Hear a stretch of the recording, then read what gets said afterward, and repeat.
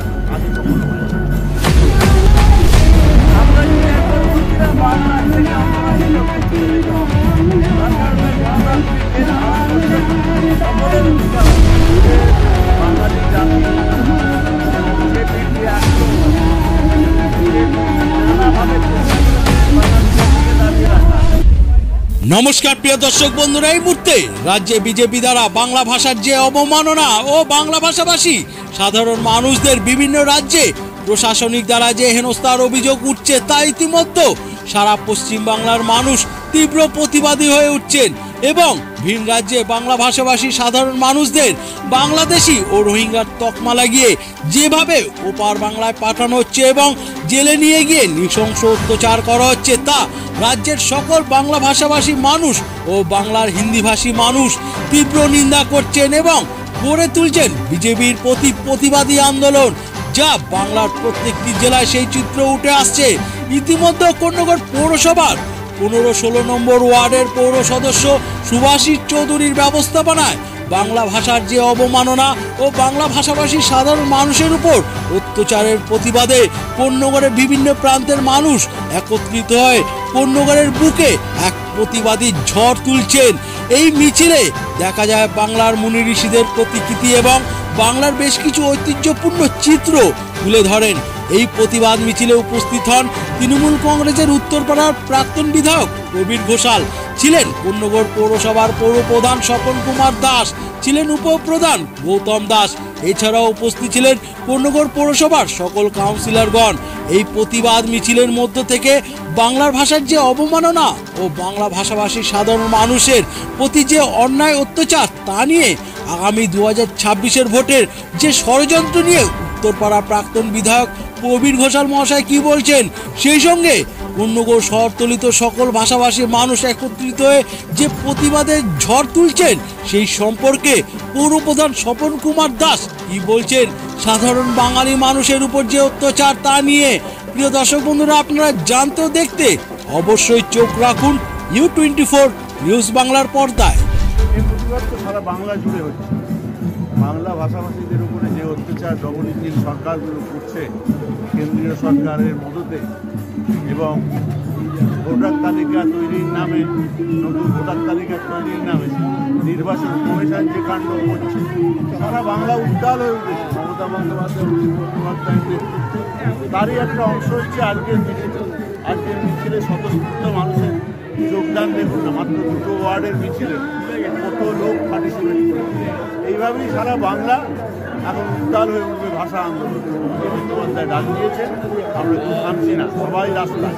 তারই তো স্বতঃস্ফূর্ত প্রতিবাদ, প্রতিরোধ। মমতা বন্দ্যোপাধ্যায় ডাক দিয়েছেন, প্রতিরোধ করতে হবে।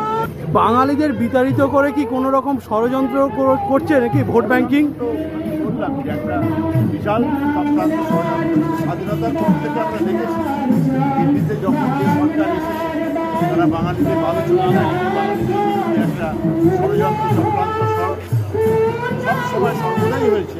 সেটা একটা তীব্র হয়েছে এবং এই ধরনের নির্লজ্জ অত্যাচার, অবিচার আগে কখনো হয় না।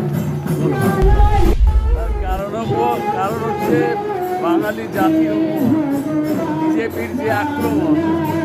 বিজেপি নানাভাবে চেষ্টা করেছে বাঙালি জাতিকে দাবিয়ে রাখা, তারপরও যখন দেখছে জিততে পারছে না বাংলায়, তাই তাদের উপর নানা ধরনের অত্যাচার করে তারপরে তাদেরকে এখান থেকে তাড়িয়ে দেওয়ার উপক্রম করছে।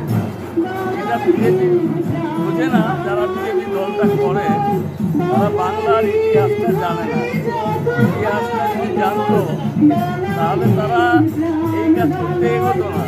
কারণ বাঙালিকে এর আগেও বিখণ্ডিত করার চেষ্টা করেছে লর্ড কার্জন, তিনি পারেন।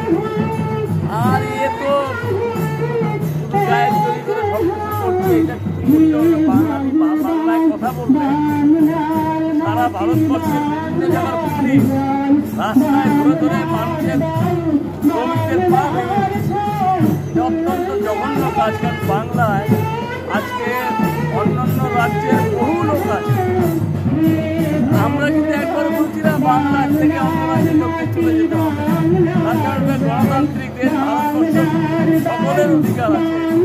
এখানে বাঙালিরা থাকলে আর কেউ থাকতে পারবে না, আমরা এরকম চিন্তা করি না কখনো, কিন্তু বিজেপি সমস্ত রাজ্যে রাজ্যে এই কাজ করছে, মহারাষ্ট্রে কাজ করছে, এই কাজ দিল্লিতে এরকম কাজ করছে, পরিস্থিতি দেখছে মানুষকে ভয় দেখিয়ে জোর করে নাগরিকত্ব কেড়ে নেওয়া হবে এই ভয় দেখিয়ে তারা মানুষকে ভোট দিতে চাইছে। যত বিধানসভার ভোট সামনে এগিয়ে আসছে তত বিভিন্ন জায়গায় উত্তেজনামূলকভাবে ঝামেলা থেকে শুরু করে বাঙালি ভাষাভাষী যে সমস্ত মানুষ আছে তাদের উপর অত্যাচার হয়ে চলেছে। কত অত্যাচার করবে, ব্রিটিশরা যত বেশি অত্যাচার করেছে মানুষ তত বেশি প্রতিবাদ করছে, ইতিহাস বলে। কাজে এই বাংলার এই ইতিহাসটা অনেকের না জানা থাকলে আমরা জানি আগামী গত বছর যে 70টা সিট পেয়েছিল এরা ডবল ফিগারে যাবে না, কারণ বাঙালিরা এদের বুঝে গেছে যে বাঙালিরা বিজেপি পার্টিতে বাঙালির কোনো স্থান নেই। দেখছেন না কেন্দ্রীয় মন্ত্রিসভায় আজকে বিজেপি 2014 সাল থেকে ক্ষমতায় বসার পর একটা কেন্দ্রীয় ক্যাবিনেট মন্ত্রী নেই বিজেপি। একটা দেখুন বাঙালিদের রাষ্ট্রপতি হয়েছে, বাঙালিরা সুপ্রিম কোর্টের প্রধান বিচারপতি হয়েছে, বাঙালিরা কেন্দ্রীয় রেলমন্ত্রী, বাণিজ্য মন্ত্রী, অর্থমন্ত্রী, সমস্ত গুরুত্বপূর্ণ দপ্তর এর আগে বাংলা পেয়েছে। কিন্তু আজকে বিজেপি পার্টির থেকে এতগুলো একটাকে বিশ্বাস করবে না, যার জন্য ক্যাবিনেটে নেয় না, বাইরে হাফ প্যান্ট পরিয়ে বসে রাখে পাহারা দেওয়ার জন্য। কেন্দ্রীয় মন্ত্রীরা মন্ত্রিসভার মিটিং হয় আর বাঙালি মন্ত্রীরা হাফ প্যান্ট করে বাইরে দাঁড়িয়ে পাহারা দেয়, তারা ঢুকতে পারে না। মানুষের সরব দিয়ে গেছে, কাজে আগামী নির্বাচনে ভরাডুবি হবে। যত বাঙালির ওপর আক্রমণ হবে তত বেশি বাঙালি করবে।